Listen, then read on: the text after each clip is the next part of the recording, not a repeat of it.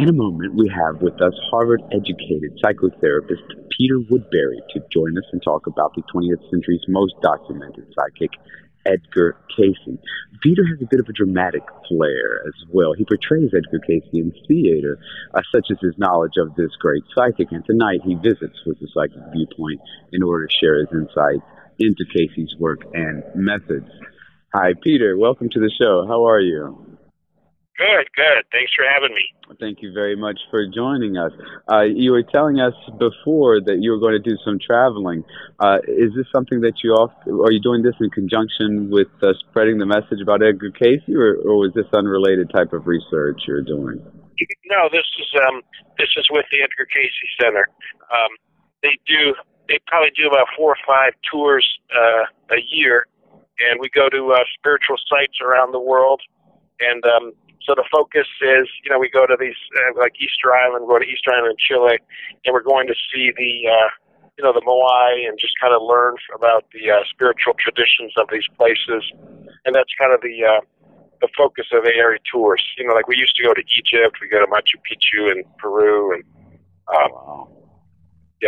sacred energy sites around the world. So let's just briefly go into real quick what A.R.E is.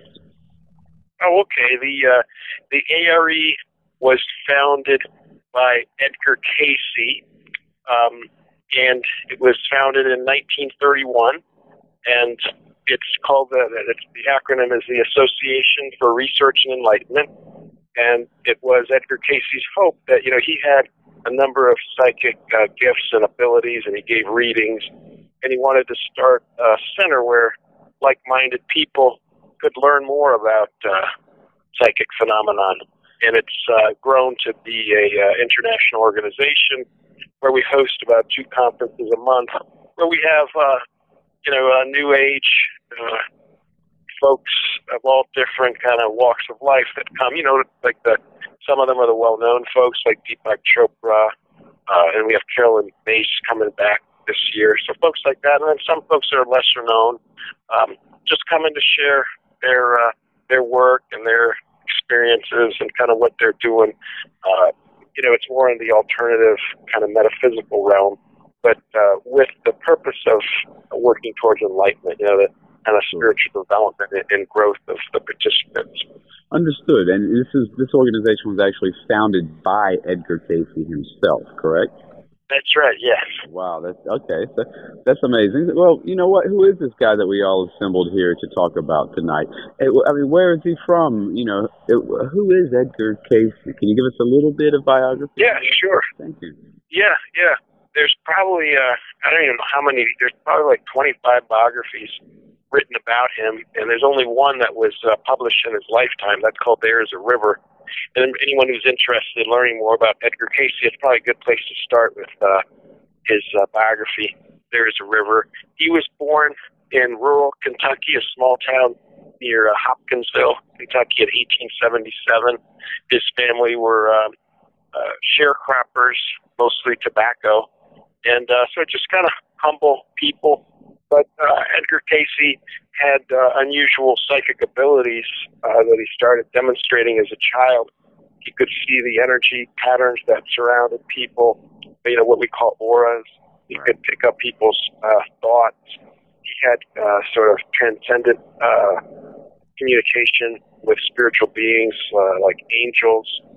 And he could see folks that were in the other realms, deceased people and that sort of thing. This is what amazes. So he's got. Yeah, go ahead. Well, I was just going to say, this is what amazes me about Edgar Cayce, because he had all of these psychic gifts, and yet he came from a Protestant background, and it just, I spent a lot of time wondering how he fit, for lack of a better word, all of that weirdness into a stolidly Protestant framework. You know what I'm saying? It's interesting to me. Yeah, he since he was a child, he was reading the Bible, so he was also very interested in the Bible, and he wanted to be a preacher. But the schools where he lived, they only went to something like 7th or 8th grade, so he couldn't get the education that he wanted. Oh my God! In order to become a preacher. But his mother was very influential in his life, and she was not a a fire and brimstone sort of person at all. She really helped him accept his abilities as being under God. You know, she said, what matters more is what you do with it, not whether it's good or bad in and of itself. Well, and so that's the way he kind of lived. He certainly had a gift. I mean, if this guy, he just beggars description, the size and the power of his gift, which leads to my next question. How, once others discovered this gift that Mr. Cayce had, what sort of volume of readings did he do? How many readings did he give? Well, what happened was he was really trying to just make it as a mainstream young person. You know, when he left Hopkinsville and he went to the nearest town, which was Bowling Green, he just tried to get a job. And one of his strange abilities that he had is that he could sleep on a book. He would retain photographic memory of its content. Wow! And so he slept on the catalog of this bookstore, and he went in and he knew every book they had and where it was, and so they hired him. And so that was the beginning of his career. But then he lost his voice, and he lost his voice for about a year, and they tried everything to try to cure it. And then it was under hypnosis that he was able to speak. And in this process of going, under trance many times, he actually they found out that he could diagnose a condition that he had, and he could prescribe the treatment for it. And then what he said is that it was psychosomatic. It was almost like something was speaking through him that was saying that, he's got a psychosomatic condition. Give him the hypnotic suggestion right now to return the blood flow to normal conditions in his throat. Mm-hmm. And he did that, and he came out and he could speak. And the doctors that had been working with him got the strange idea, what they saw was so weird that they wondered if he might be able to do that for other people. And so that became what were called readings. That they brought them, they put him under trance, and then they would just say the name of these patients that they had. He would go under trance, and then he could diagnose them. He would go through, his readings are like a doctor. He would give pulse. He would give, numbers of what was going on throughout the body, all the system, whether circulatory or, and then he would go to where the problems are, where the stagnations are, and then he would go on to prescribe the treatments for it. And when people would follow these strange protocols, sometimes they would get better. I was reading a report written by a doctor who witnessed Cayce's ability, and this physician rather rudely used the word illiterate to describe Edgar Cayce, to give people a perspective of how cogently and lucidly and intelligently Edgar Cayce was able to discuss, the mechanics of your disease to you. Yes. This is really what blew away the medical establishment. And so this is how the readings themselves got started, right? Through health issues. Right. Questions. There were, you asked earlier how many readings he gave. He kept, at some point, he decided he wanted to start having copies kept of them. So the organization has copies of over 14,000 readings, but he probably gave about another 1,000 before he kept copies. So he probably in total gave over 15,000 readings. 2/3 of those were on health, and then certain people would come by and they said, it started off with health readings, and then people started asking all kinds of questions. So he actually gave readings on 10,000 different subjects. It's almost as if once the populace, once they discovered that this tool existed, then the whole population just sort of turned and started trying to use it. Yeah, and it was it was before the internet and all that sort of thing. So his fame, so to speak, only spread by word of mouth. There were a couple articles that were written about him here and there, and then his biography came out, and then he became, the biography became a bestseller, and so then he got some fame. But the fame is really what did him in, because he was told he should only give 2 readings a day. Right. And then when his biography came out, he started getting inundated, and it was during World War II. He died in 1945. And he just started giving 8 and 10 readings a day, which which just exhausted him, and he eventually died from heart failure. Oh, and I guess we can only speculate that the volume of readings he did may or may not have contributed to that toll on his body, But it's kind of the reading. He would get readings about the process of giving readings, and it said 2 or 3 a day max. And so that time in his life, he overdid it. I don't know what it was, I don't know what exactly how come it was taxing on the body. But this is certainly a lot different than, for example, what myself and my colleagues do at psychicaccess.com. It's way different than what Edgar Cayce is doing, in the sense, like you said, the internet chain it didn't exist in Edgar Cayce's days. I believe he right. a lot of these readings via post and all that good stuff. But I can certainly say 14,000 readings is a staggering number of readings, and it's really, really hard to fake anything like that. It's because these readings are widely available, right? I mean, could anybody just buy these? If you can buy them, or if you join the A.R.E, they're available online. If you join the Association for Research Enlightenment, or edgarcayce.org, it's a membership-based organization, right. And once you become a member, you can have access to all the reading. Yeah, and I tell you, when you read these things, I mean, when I read them, at least, I'm just, there's just one thought that pulses through your head, and it's that, oh my goodness, there's just too much detail here for even the most imaginative human being to make up out of the clear blue, to invent. No, it's impossible. Yeah, it's impossible for this stuff to have gotten made up. And then sometimes he would, give a reading for somebody, and then 15 years later they'd come back, and, the readings would pick up right off where this guy had been before. How could you explain that kind of if it was like memory, just, right up, the first thing it would say, we've had this body before, recognizing this individual, sure. And then it would proceed from where it had left off with the first last reading.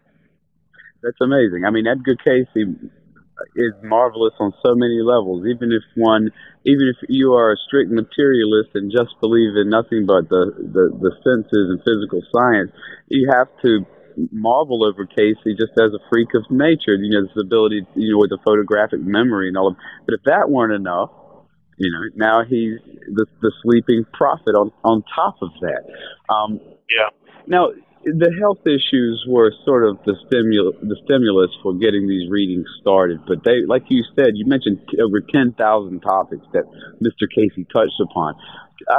Ancient civilizations are one of the big topics, especially Atlantis and ancient Egypt. He had a lot to say about these two places. Why these two places? What's the fascination? Well, the second most popular type of reading that he gave, beside the health readings, were what are called life readings. Right.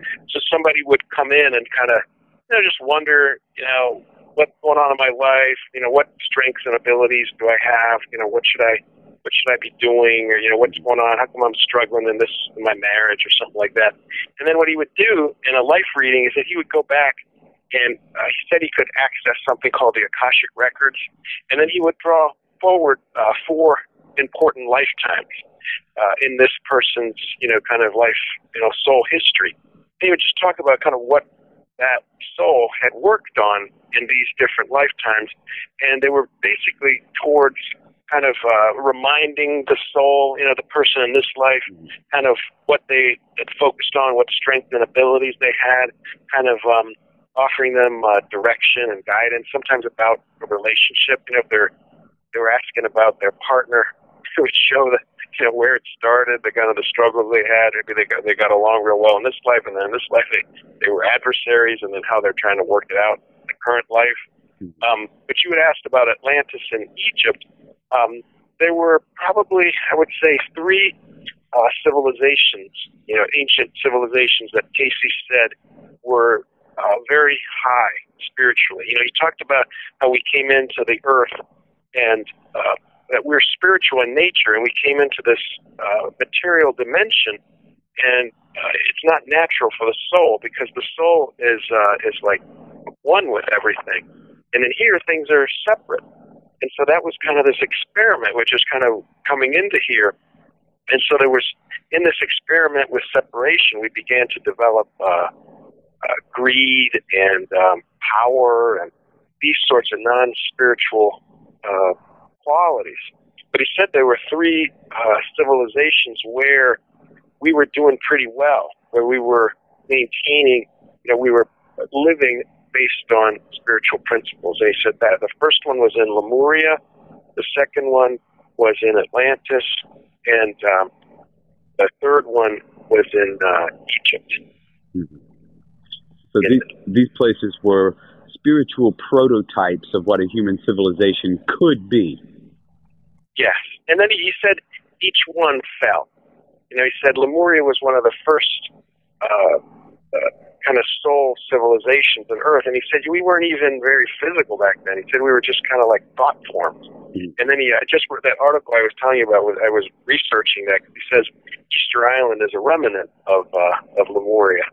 And the names that people had were like Om, they were like mantras. We were like Om and Yaum and stuff like that. Ah. And so we were much more like vibratory energies, that rather than pure physical forms. But then we got drawn in. Atlantis was a later and kind of more dense time. But we were also working with spiritual laws. But then he said there was a split off. They were called it the children of the law of one, and then the children of Belial.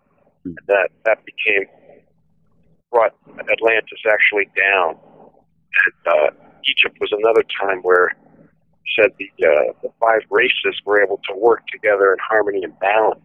They were doing a lot of good work with a lot of the ancient Egyptian teachings, which are still around. He says really reflected that. He says most people that you talk to have some kind of deep kind of soul connection to Egypt. When you talk about Egypt to people, it's almost like like a soul memory of a time when we got along better. Yeah, there's something special about ancient Egypt. It doesn't really matter what your personal spiritual background is. We just have a sort of homing, like it's like a beacon a spiritual beacon for us at the pyramids in ancient Egypt. And so these places were, and you used the word dense to describe Atlantis, which was interesting because you said in Lemuria we were less material, and then in Atlantis we're more dense. So we're sort of are we sort of becoming more and more physical as we move from these locales, from Lemuria to Atlantis to ancient Egypt? Are we becoming more real and more there physically? Yes, more. Well, because at the beginning we were, I guess you could say we were like 90% spiritual and maybe 10% physical. And then we got to be maybe 50-50, and I don't know what we're at now. I'd hate to think, but we could speculate. There is Cayce did talk about that starting in 1998, there was just this, he's talked about these changes that go on in the human physiology. He calls them root races. He said in 1998 was the beginning of this next root race. We at the A.R.E. were kind of looking at what kind of things are they noticing. Is there anything interesting that even science is noticing in the human body? And one of the things they're finding is that phosphorus is becoming more present in the human body than it was, let's say, 50 years ago. And we don't know what, but phosphorus is, what's in a match. It just means light. So we're hoping that there's some connection with this next root race in phosphorus, and just perhaps they're moving back to being less physical, maybe more light-bearing. That certainly makes a lot of sense to me because, my academic background is from the life sciences, and I happen to know that phosphorus is a vital element in developing energy and giving the body energy to metabolize things. Phosphorus is almost like the currency of the body as far as energy is concerned. So that really makes a lot of sense to me that this element might be associated with a higher sort of spiritual and physical type of mixture than what we're accustomed to now in the modern world. Yeah. Yeah, that makes sense. Well, it's so interesting about Edgar Cayce because, he had his fingers in so many different pies. We've talked about some of the health issues that he dealt with, and I would like to get to expand on that in a few minutes. But then he also had access to this intricate cosmology. He had a lot to say about the origin of humanity, and oh yeah, that's my favorite subject. That's your favorite subject. Yeah. I see. And is there any particular reason why you have an affinity for that? I guess what you call them, the life readings? Well, yeah. I mean, I guess as a kid, I was always interested in. I liked Aesop's fables. I liked teaching stories, and I've always been interested in like creation stories. How people make meaning. And then kind of finding the similarities in the different creation mythology, and then Cayce had his own, and then to me it just, I think we all kind of have this intuitive kind of barometer that helps us decide for ourselves if something makes sense or not. Right. And there's with Cayce's work, especially his cosmology, that just resonates with me. Like, it's like, I like to think that I can bring my brain to the new age, that I don't just have to take stuff on blind faith, that you're allowed to think through stuff and think, does this make sense? Does this kind of have some kind of resonance? And for me, it has, For me, it's... Absolutely. I did a lot of searching before coming to Cayce, and I just found like it was a great way of synthesizing a lot of different information. I think a lot of us take comfort, myself included, from this idea that there were antecedents of us before, that, there was a me before in Lemuria, that I existed in Atlantis and ancient Egypt, and, maybe even I'll continue to exist beyond that. And because of that, then, now I really need to watch my behavior and how I treat other people because, now I'm coming to terms with my own immortality. That's the thing that really comforts, I think, a lot of people with Edgar Cayce. Now, he also had much to say. I mean, and this is what fascinates me about this gentleman, is because he taught Sunday school. I mean, I'm a Southerner, like Edgar Cayce is, and so it's hard for me sometimes to, mix metaphysics with my Southern roots, especially my Protestant background. But Edgar Cayce actually had a lot of commentary about Jesus Christ and the Essenes, who were a sect of Jews who lived during the time of Jesus. Can you tell us some of the observations and insights he made into Jesus in that group? Well, that's another one of my favorite subjects. Nice. He takes Jesus and he takes him out of just mere Christianity, and he makes Jesus into like a universal figure. Even in his incarnation as Jesus, there are those lost years from 13 to 30. Right. And Cayce goes into what was going on at that time. And like you said, he was born, the story, that I was raised with is that, Joe and Joseph and Mary are just like two shepherds, and somehow they have this kid who turns out to be, the great prophet, and it goes about, teaching everybody and changing the world. Right. And I remember I thought that story, it made me feel like, God, I'm chopped liver, man. He did get born to shepherds, and he's like leading the world, and my parents are halfway, I'm more educated, and I'm not half that. But Cayce's story is that, his birth was prepared for by these Essenes. And the word Essene means expectant.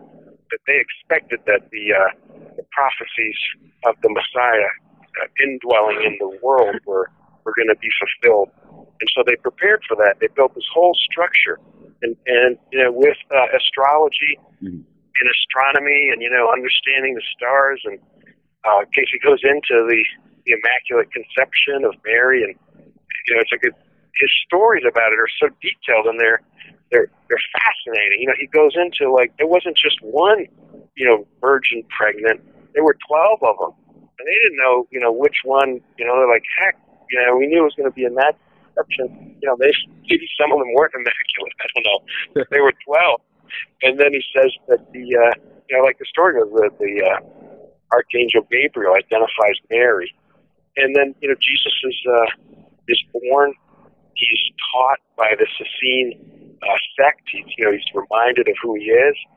And from 13 to 30, when a Jewish boy would have a bar mitzvah and get prepared for marriage, that was not Jesus's calling. So they took him to India. They think he spent about 4 years in India, and he learned all the Vedas, and he learned the Bhagavad Gita. He learned the Hindu religion, or reminded himself of it. Mm-hmm. And then he went to Persia, where he had, in a past life, been part of Zoroastrianism. And he was reminded of the teachings there. And then he went back to Egypt, and Cayce said that in a previous lifetime, he had been the architect of the Great Pyramid. Wow. And that one of the main experiences that you gain in the King's Chamber there is where they have the Chamber of the Open Tomb, where they have the sarcophagus. There's two small entryways into the King's Chamber that archaeologists have thought must be air ducts. And Cayce says, no, those aren't air ducts. Those point towards stargates. And the initiate would be in the sarcophagus, and the soul would leave directed through that opening, mm-hmm. and would either go to something like Arcturus and leave this known universe for 3 days and come back in through Polaris, I think. Wow. And come back to the body. And that's what, Jesus' mission was, to try to teach the souls that had kind of gotten so material, to remind them of their spiritual origins. And the Great Pyramid was one of those initiatory or remembering structures. And so he went back to Egypt and, reinitiated himself in what he had created. And then he comes into Israel to basically teach not just the Old Testament, mm-hmm. but he's really incorporating world religion. So he's bringing a much broader perspective about God and who we are than any single religion. I remember just all of that, and then there's just, he goes into beautiful stories about some of the miracles that Jesus performed. Since Cayce in his waking state was so Christian, that the readings about Christianity are one of the main ones. That was because Cayce and his friends were Christian. They were curious about that. Right. And so I think if Cayce had been Buddhist, they would have focused on Buddha, the one that you practice. Yes. So that was the focus.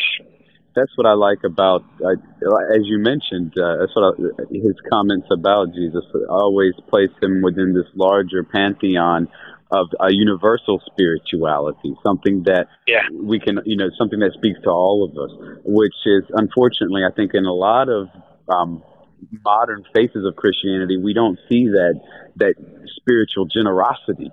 Do you see? It's all very selfish and egotistical. You have to do it, my way or the highway. Right.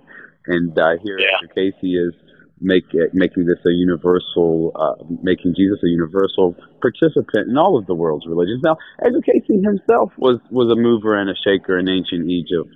Am I right about that? Yes. He had. He was. It was probably one of his most spiritual lifetimes, where he was a priest named Ra. Right. Who had a king. It was before pharaohs. They had a king, and the king was sort of the ruler of the economic world of the country. And then Rata was the high priest, and he was the overseer of the spiritual. Back then they were equally as important. Right. And so he and this king worked together on ruling the country. It was quite a involved story, but apparently when he passed away from that lifetime, it was told that he had entered the earth plane, that he didn't have to reincarnate. Cayce added something to kind of harm on reincarnation. He says that we travel in soul groups, and that he, as a member of a soul group, didn't want to just move on without his soul group also kind of transcending the earth. So he went back in. He chose to reincarnate. And then he had a lifetime. One of the things he says is that you carry these soul attributes with you. So when he was Rata, he was highly psychic. And that stayed with him. So when he incarnated in early America, he was a fellow named James Bainbridge. But James Bainbridge, born very psychic, got seduced by kind of selfishness and became a riverboat gambler. He could see people's cards, and he seduced women like crazy. And so, when he passed away from that lifetime, the lesson, what he was told is, says, your consciousness fell then. He said that sin is basically selfishness when we gain at somebody else's cost. And he said that's why Edgar Cayce had to go into trance. He said, like, Rata could have given you a reading in waking state. You could have walked into Rata, and he would have looked at you, and he could have told you everything about your health. He could have given you your past lives. But since Cayce had misused that ability as James Bainbridge, it was taken from his conscious control. And that's why he had to go into a trance state to be able to give reading. And that may be, and I'm speculating here, that also may be why he never really improved his financial position with these readings either. Oh, yeah, he had, he's considered the father of holistic medicine because of the mind, body, spirit. And a lot of his readings were about the mind-body connection. And he said that for himself, he says, in readings he would say, Edgar Cayce associates money with evil. And so he's never going to be rich. If you connect money with evil, you're not going to draw it to you. Right. A lot of books have sprung up about Edgar Cayce. He's almost an industry in and of himself, and yet the man himself, ironically enough, lived and died in very modest means. In fact, I believe he was a photographer by profession, wasn't he? Yes. That just blows my mind that someone who can do all the marvelous things that he did, put bread in his mouth by being a photographer. That really, I think, says a lot about Mr. Cayce right there. Well, he knew that he couldn't use his psychic ability for personal financial gain. It was just like intuitive in him. Mm-hmm. And sometimes, if he would give a reading, he would go unconscious. He said, he would make a joke. He says, I've given thousands of readings. I've never heard one. And so he would be out. But his own father, there's stories about his dad was a kind of a rogue. And when his dad was thinking anyway to make money. So when he heard his son could do these trance things, he said, hey, son, the neighbor's not feeling so good. Let's they put you under trance. And anybody could do it. He was very highly hypnotizable. It's just dad would put him under trance. As soon as he was under, he'd take out the newspaper, and he'd say, all right, who's going to win the first horse race? Who's going to win the second? And what Cayce would do in these trance readings is that he would see the horses, and he says, well, Lucky Seven's the favorite. But Lucky Seven hurt his ankle this morning. He's not going to, he's barely going to be lucky if he finishes, whatever this other one, horse is looking good. And so, the father was making money off of these bets. But Cayce says when he would wake up from any type of reading that was used for selfish gain, he would have a really bad headache. And he eventually found out what his father was doing, and very disillusioned. He eventually, so many people exploited him, he stopped giving readings for a while. He didn't want to. Sure. He moved from Kentucky to Selma, Alabama, and just wanted to be a church-going photographer. But then his son burnt his eyes playing with the flash powder. The old way they used to take pictures is you had to make like a little explosion with the flash powder. Right. And what the thing, and it would go poof. Yeah, and what little 4-year-old boy isn't going to love that? So he was playing with it and dropped a match into the whole can of it, and it exploded and burnt his face and burnt one of his eyes. And the little boy, Hugh Lynn asked his dad, give a reading, because the doctor said he's going to lose one eye, maybe both. And through the readings, both of his eyes were saved. It was a strange treatment that was prescribed, but that got Cayce doing readings again in Alabama. And that's where they got this woman involved who was named Gladys Davis, who became the became the transcriptionist. And that's when he started keeping copies of the readings. Now, that's the 14,000 readings we have. They started with Gladys Davis writing them down in Selma, Alabama. oh, so up until this point, up until Cayce had gotten disillusioned and his son had gotten blinded, up until this point, nothing had been archived. No.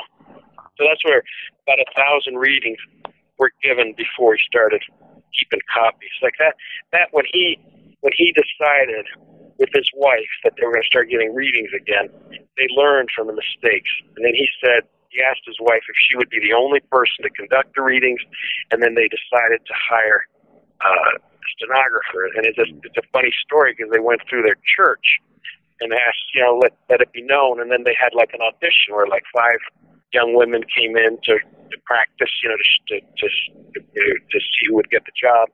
And the way that they auditioned these girls is that he did a reading. They turned the lights back on her. Gladys Day was the only one left in the room. The other girls ran out of there. They got spooked. They got spooked, and so she stayed with them. She was like a daughter. She stayed with them their whole life, and she stayed at the A.R.E. Probably the A.R.E. till she passed away.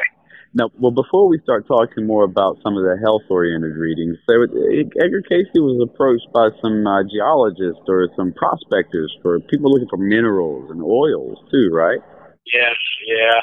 Those are some of the saddest. It was a hard time for him. He wanted to get.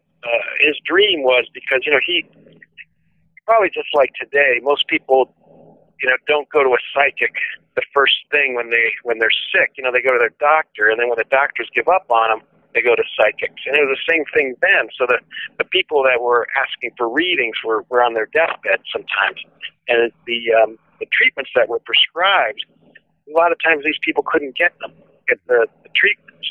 And so some folks were dying that Cayce thought, he wanted to give this a shot. So his dream was to open up a hospital, but, he didn't have the money for that. And so then the reading said, as long as if you use this source for money that's going to be helpful to people, it will work. But he said, everybody's got to be on board. Well, so he goes to Texas, and, who's going to get, all these guys, drilling for oil to be thinking that they're going to use this for good causes. So it's just one disaster after another. And the stories were about how cutthroat those people are. They might find some, and then all the equipment will be sabotaged and stuff like that. So it's a real rough community down there around drilling for oil. He was like a babe in the woods. Yeah, he probably shouldn't have been around those types of fellows, should he? Yeah, and then he, I guess for a while, he just wasn't with his family, and his son had to come and get him. It was like a failure time for him in his life. Anytime he was used for money. Now, there were also readings given that Blackbeard used to hang out here in Virginia Beach, and that he buried one of his treasures in what's now this park. And so his sons were trying to get these readings so they could find the treasure, and they never found anything. That's very interesting to me because I'm in North Carolina, and Blackbeard, is a big deal around here. He's a North Carolina. Oh yeah. He's a Tar Heel pirate. I might add he was executed by a Virginian governor, but we won't go into all of that here. Yeah. And he was supposed to have left a lot of treasure around the area. And it's that. Yeah. He said he liked it up here. I mean, it's not far.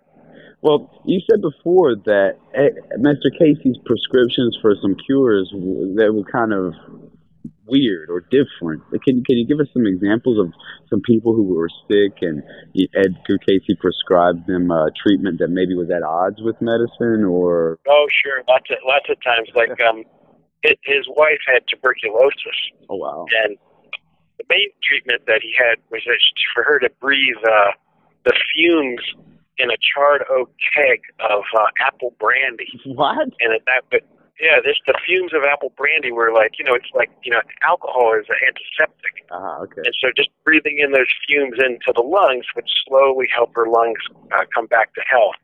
But there were other treatments that she needed, and part of it would involve heroin. Wow. So it was part of one of the substances that she would take. I don't know how much of it was. Right. Was involved heroin. And then for his son, when he lost his eyes, part of the treatment that he prescribed was tannic acid to be applied over the eyes. And the doctors said, that's crazy. They just said he's going to lose his eye anyway, so you can put tannic acid if you want. But tannic acid is the acid that you use to soften leather.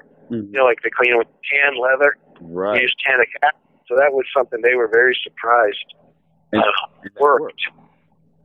Yeah. And then some of the things that he prescribed are now mainstream. But they won't give him credit for it. Right. He talked about gold and silver. They accelerate the healing from burns, and he gave those readings, like in 1901 or 1902. Well, lo and behold, if you go to a burn unit today, they use gold. Gold is too expensive. They use silver to accelerate healing. But they say, we discovered that in 1945 or 1930. They don't want to say that we can document that well before it was quote unquote discovered. Right. It was in case readings. So nobody in science or doctors is going to give credence to say they're not going to get any funding if they say, well, why are you doing this? Well, there was a psychic we want to check his stuff out. Right. So that's unfortunate. That worked. That is unfortunate, because I think this is one of those areas of Edgar Cayce's life that would most win over the skeptics, because he had such successes with healing people. He healed so many people. For instance, I read some comments that he made, or some observations he made regarding psoriasis and it being connected to leaky gut syndrome. Which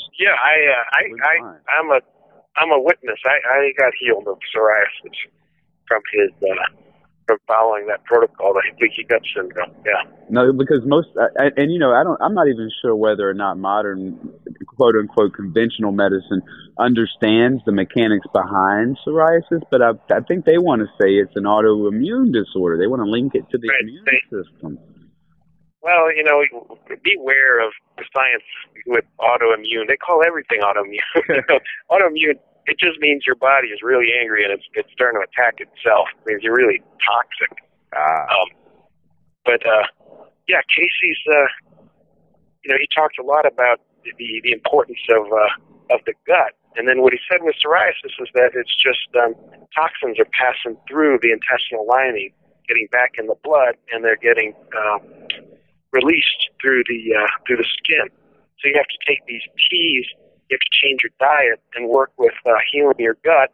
And I did it. And like you were saying before, medical science considers psoriasis uncurable. Yeah.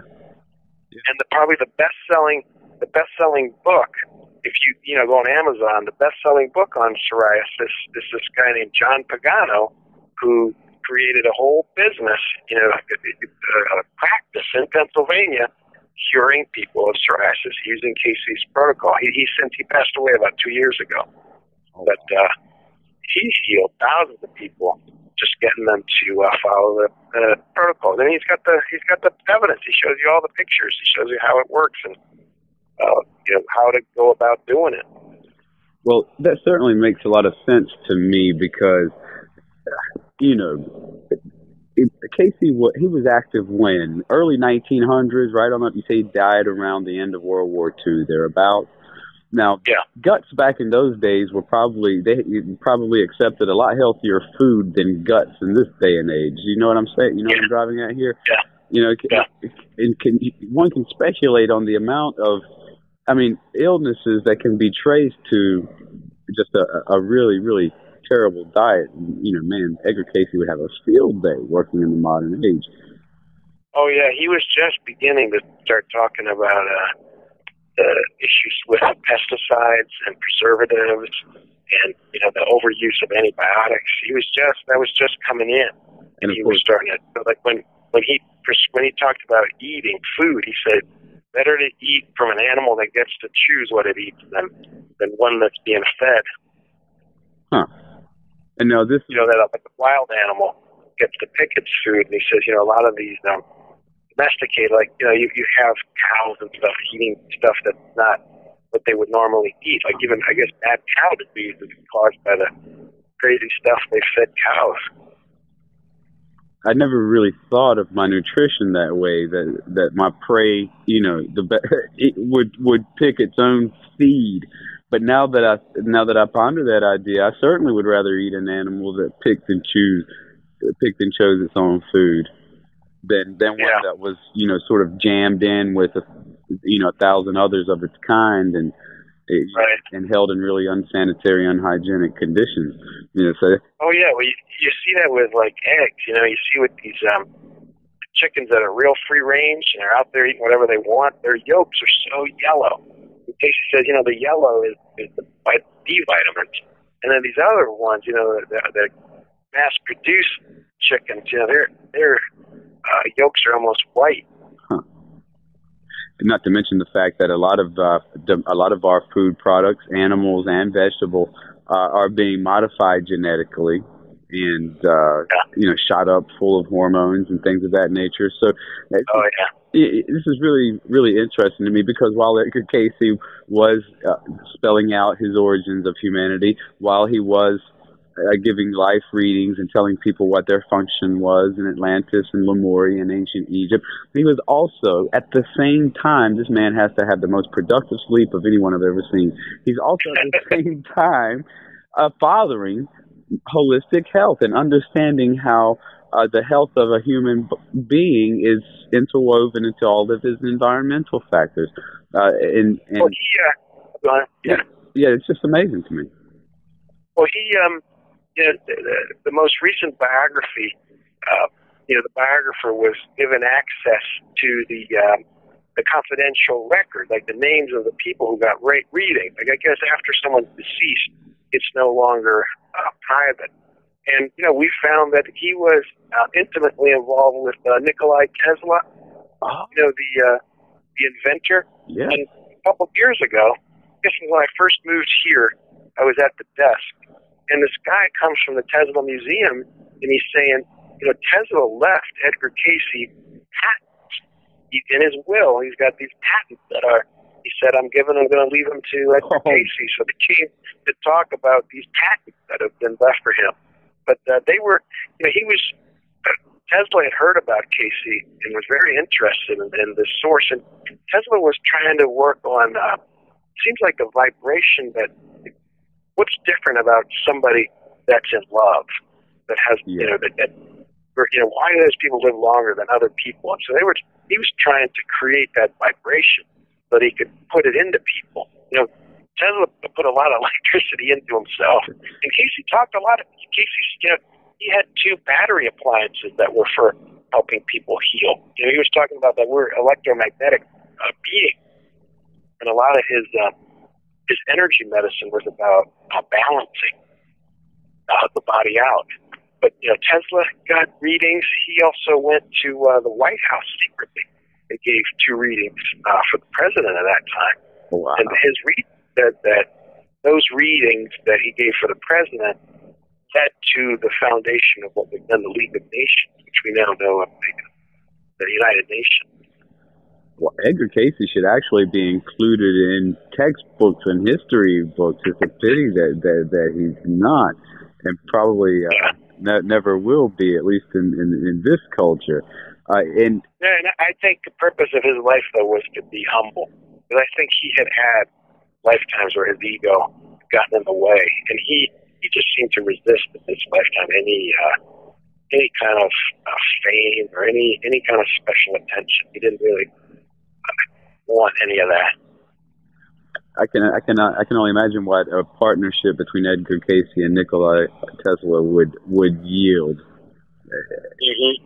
And unfortunately, I don't think society is really ready for Mr. Cayce's ideas or Tesla's ideas because they are so healing. Because there's so much money to be made off of sickness and suffering and misbehavior. Peter. Unfortunately, hospital because Edgar Cayce did make his hospital, but it floundered due to financial reasons. He couldn't get the financial traction to make that hospital. After I think it lasted for his life, and then after he passed away is when the hospital crumbled. Correct? No, the hospital lasted just 2 years. He got the backing of these stockbrokers, right? But then they were infighting. Once he opened the hospital, he started giving more readings for the people in the hospital, and these stockbrokers were getting readings from Edgar Cayce where he was helping them interpret their dreams. And through the interpretation of the dreams, they were making money in their investment. So that created a tension that they weren't getting more readings. And then the stock market crash hit. So the hospital closed in 1930. It was open from like 28 to 30. Okay, so that's when then the A.R.E. was founded in 31. And A.R.E. it continues to this day. And it's on the same site. They still have the hospitals there. It's like a historic site. So the Association for Research and Enlightenment, that's the A.R.E., that's your organization, and I can find you guys at edgarcayce.org. That's the URL for that. That's right. Yeah. Definitely, you guys listening want to visit www.edgarcayce.org because there you'll find all sorts of articles, a wealth of material and information about Edgar Cayce. We've only scratched the surface tonight in this broadcast. And also the tours. One thing that impressed me about the association is that you guys organize these really awesome tours to exotic locales like Easter Island, Egypt as well, Machu Picchu, and wow, I just can't think of a better vacation than to take an A.R.E. tour to ancient Egypt and see these marvelous structures and learn about Edgar Cayce's interpretation for them. Right, and then we meditate at these places and, feel the energy. And then it's a group of, there's small groups, probably sometimes between 10, 20, 30 people. And, we do dream study together. We do past life regressions during the trip. So it's just, I love, I think they make me a tour leader because I went on so many trips when I was a tourist. Well, I probably went on 10 as a tourist, and then they say, hey, come up here, why don't you start leading them? And so I've probably led about just as many, about 10 now. Well, we're actually getting into the final minutes of our time together here, unfortunately. But I wanted to ask you a couple of questions about you personally. Like, sure. I read on the A.R.E.'s website that you're involved in like a stage production of Edgar Cayce's life. What's that like? That's right. When I was in college and after college, I was I was in theater, and I was pondering whether I wanted to put both feet in that profession. And so for 2 years, I worked in study. I was in London and New York and in Washington, D.C., training and doing plays. And eventually, my parents were psychiatrists, so I was always interested in psychology. And psychology kind of drew me to theater. I liked not just understanding people, but then trying to portray their characters. But then I kind of put it aside, and I just went into, I'm a clinical social worker, so I do counseling.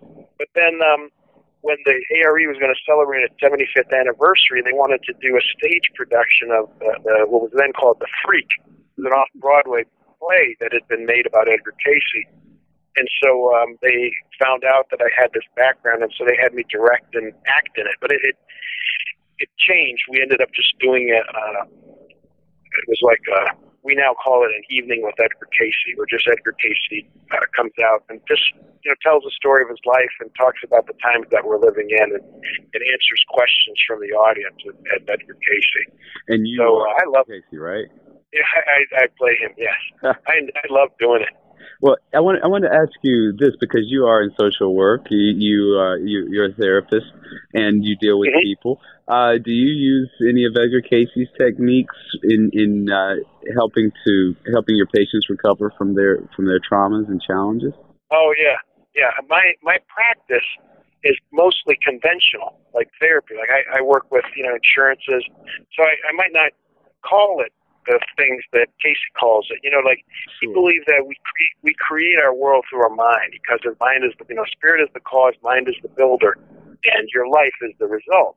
And the field of psychology is called cognitive behavioral therapy. And so I would say I'm a cognitive behavioral therapist, but it really is the same thing as Cayce's working on how people create a story about their life and how they feel about it, and how that optimism begets optimism and pessimism begets pessimism. So I try to work with people on what it is they're building in their consciousness. And then as a result, I've made a subspecialty in hypnosis. Because of my fascination with the stories about I could tell you stories about just stuff that would happen while he was under hypnosis. He would speak foreign languages. He levitated. Just all these kind of stuff that was hard for me to believe. So I've studied hypnosis for the past 5 or so years, and then now I teach the hypnosis and past life regression course at the A.R.E. That is absolutely amazing. I'll tell you what, I would love to go under hypnosis. Let's say that I have a smoking habit or some problem in my life, and I wanted to get your help, to get you to hypnotize me. Is that possible? Do you work mainly through insurances, or do you do private bookings as well? No, I do both. I do. I've found that hypnosis is a very powerful tool, and it's something I use in my practice to try to help people move through things. And Cayce put it interestingly. He said hypnosis will cure any condition as long as it's not karmic. And so you can, that's what I think the talking therapy works through the karmic stuff, and the hypnosis will wipe out anything that's not karmic. So it's almost like I like working with them both together. Basically what he's saying is that sometimes we're dealing with things that we need to learn from that are there for a reason, right, and hypnosis is just going to knock those out. Well, how would I book a session with you if I were interested in a hypnotherapy session? Well, you could call me or go. You want me to give you my number? Would that help? Sure, that would be great. That would be great. Yeah, you can reach me at 757-217-7159. Oh, awesome. And you're also available at the Association for Research and Enlightenment.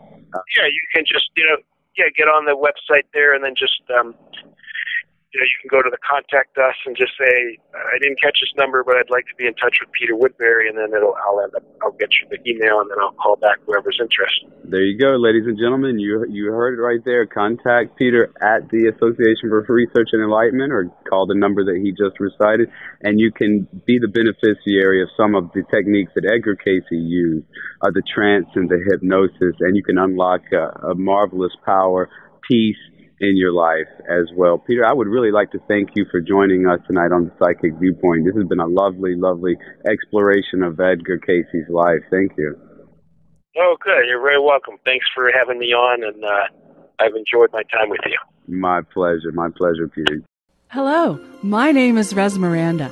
If you're having relationship, career, or life issues, I'm inviting you to experience what it's like to have access to professional, highly accurate psychics and spiritual advisors you can trust to care and help you. Register now to get your free 6-minute reading by telephone or chat. Get answers, get access, psychic access, 24 hours a day, 7 days a week. PsychicAccess.com.